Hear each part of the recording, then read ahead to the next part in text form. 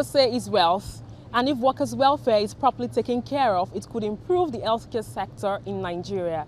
On the Profile Interview segment this week, I will be speaking with the president of the Medical and Health Workers Union. He will be sharing with us what happened during the 40th anniversary of the union. Join me.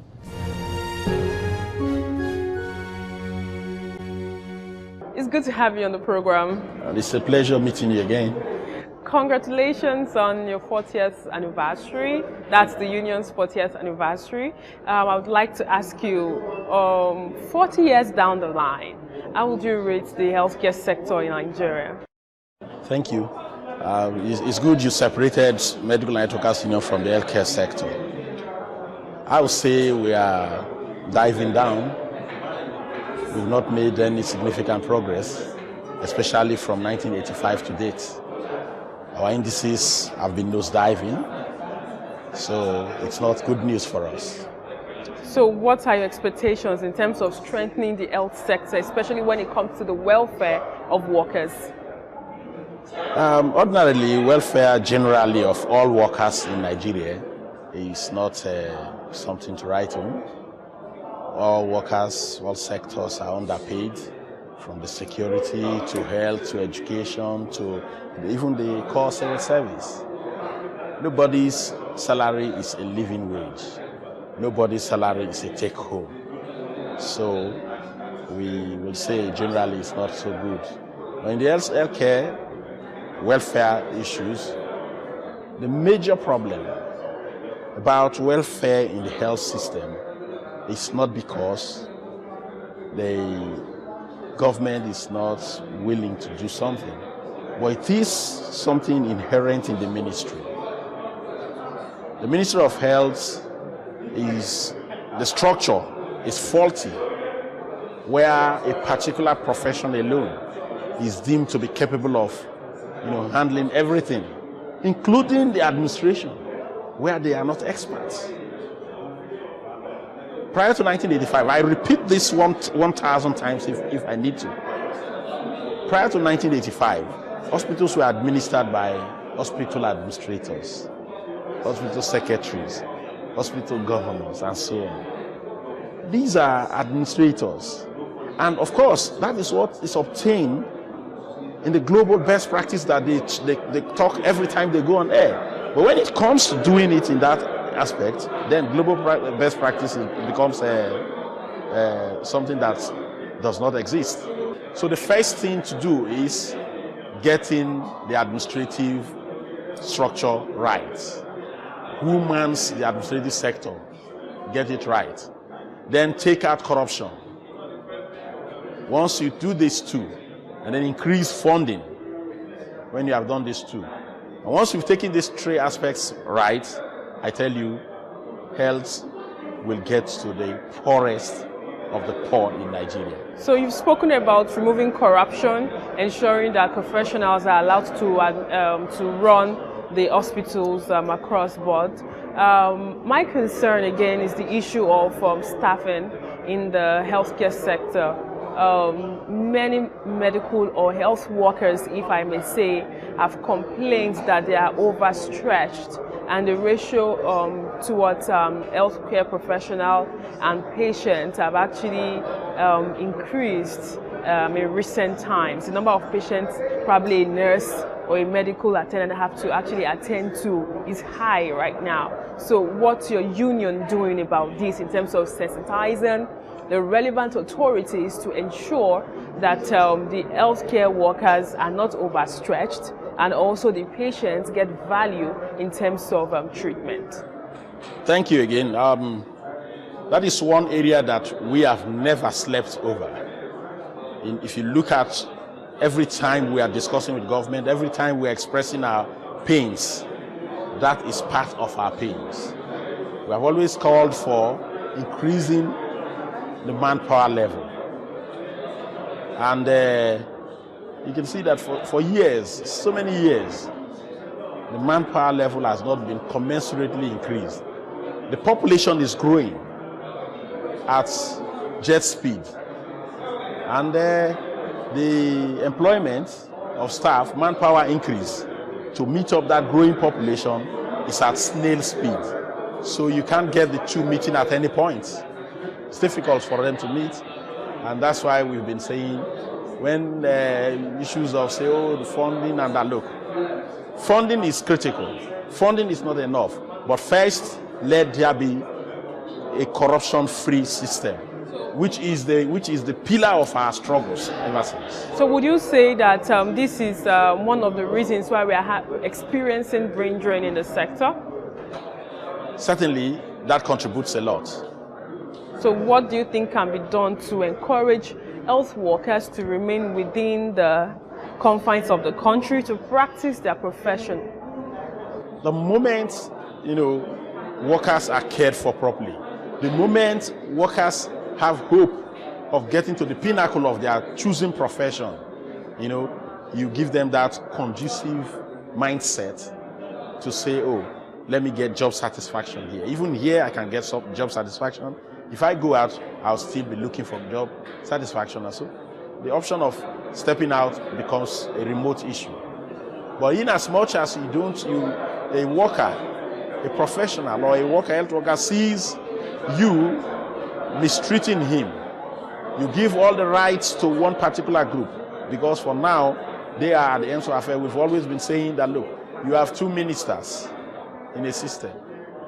If you have given the Minister of Health to the less than 5% in the health sector, why don't you now give the Minister of State to the 95%? So that everybody will be evenly, the interest of everybody, the cries of everybody, the pains of everybody will be brought to the table. And then it will be discussed and treated. But a situation where whenever one group asks for improvement in welfare, legitimate welfare increase, oh, the minister representing, because that is not where he belongs, that minister will not take the problems of these people to Mr. President.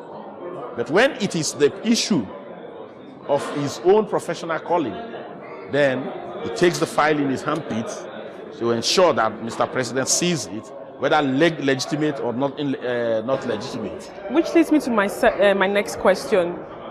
You're the president of Medical and Health Workers Union of Nigeria, and you also double up as the president of JOESU, national chairman of JOESU.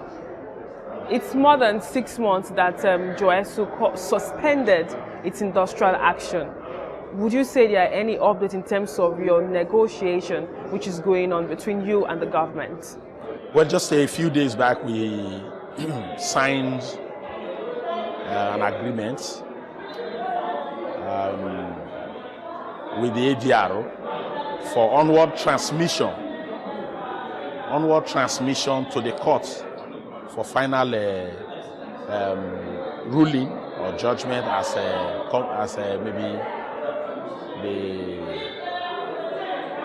position of parties. Well, I would say to that extent, would say the ADRO has come to an end, as far as we are concerned. I would not want to go beyond here, because the court still has some little time. We hope the court will, come out with a ruling before this year runs out. If it is not, I'm afraid if my members will be so happy as the year opens next year. And I'm afraid what my members will do if it is not done in the appropriate way that they expect things to be. Thanks to God, next year is election year. The issue of minimum wage is one issue that many Nigerian workers are actually interested in, and it cut across all strata of profession. What's your take about the process of achieving the new national minimum wage? What do you think can be done as a matter of urgency, or what's your message to the stakeholders involved in actualizing the 30,000 naira new minimum wage? I think my advice would be to the federal government and the Commander-in-Chief that it should, as a matter of urgency, get that thing signed, approved, and where possible, get it implemented, put it into the budget, and then get it implemented by January. That's my take on it. There's no amount of, dilly-dallying in the sense that, governors say they can't pay. And look, what do we mean by governors can't pay? Is there any governor that gives his own kindergarten child in the nursery 30,000 naira as school fees? I'm asking. Why would governors say they don't have the capacity to pay? This is a nation that's had over 12 years of budget surplus. This is a nation where, in the same so-called rotten economy as they claim, our legislators earn equally or more than their counterparts in the United States of America. And what we are asking for, 30,000, is less than 5% of an American's civil servant's minimum wage. So it's provocative. It's provocative. When governors say, look, can you get any governor whose budget from the last time the minimum wage was increased has remained stagnant? They've been making increased budget proposals. Their realization, their earnings from the proposals have always increased too. But remember, the workforce had not increased. The minimum wage had not increased. Had not increased. So, in as much as these have not increased, there is no way anybody can claim that they have no capacity to pay. You can only claim you don't have a capacity to pay where the minimum wage has been rising, proportionately or commensurately with the inflationary trend. We are talking about a minimum wage that has lost everything. Even the 30,000 is not up to where we were 2011. It's not up to where we were even in 2015. So the idea of saying, we don't have money, has any governor also reduced, especially those governors that are crying they can't pay? For this, we applaud those governors that are ready to implement. For instance, like my governor. Governor Seraki Dixon really said he's ready to pay even more. The governor of Edo State is already paying 25,000. So to increase 5,000, I don't think will be a difficult thing for him, and he has also promised his workers he will do it. And so many other governors. So looking at industrial relations in Nigeria, trying to wrap up this conversation, I realized that during the lecture to mark the 40th anniversary of the Medical and Health Workers Union of Nigeria, that you centered, or your focus was on industrial relations in the country. So generally, how would you say the lecturer performed in terms of disseminating information on what is obtainable when it comes to industrial relations? Very excellently well. You can see, if you were there, the rapt attention of our members. And he made all the lecturers made practical examples, very practical examples, rather than accepting agreements, rather than accepting realities of the issues on the table. Presently, the Minister of Labor rather had employed intimidation, and the Minister of Health is also employing intimidation, though selectively, because if it is the golden boys, there is no intimidation. Even the Minister of Labor, if it is the golden, some of the selected ones, there is no work, no pay. Recently, you can see, ASU was on strike, and the same government has withdrawn the circular ordering a no work, no pay. The truth about the matter is, once you have entered into an agreement and you have violated this agreement, And I have given you the requisite number of days required by law. I've given you the notice and you refuse to address the issues. I don't think you have the moral and legitimate right to punish anyone.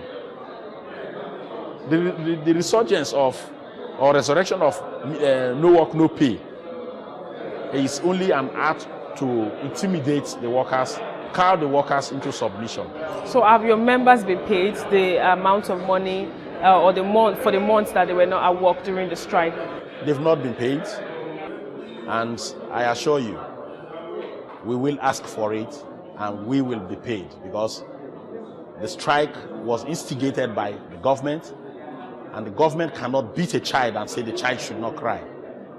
When you have entered into an agreement and you violate the same agreement, and I have given you the requisite number of days that I have to give you notice, and then you fail to meet what you ought to do, and you say, after macheting me, that I should not cry, that's the cruel father. And I'm sure this government will not want to register itself as a cruel father. It was an interesting conversation I had with you. And that's all we can take on today's edition of the program. Join us next week for a fresh edition of the show. I am Sharon Ijason. Thanks for watching, and remember, labor creates wealth.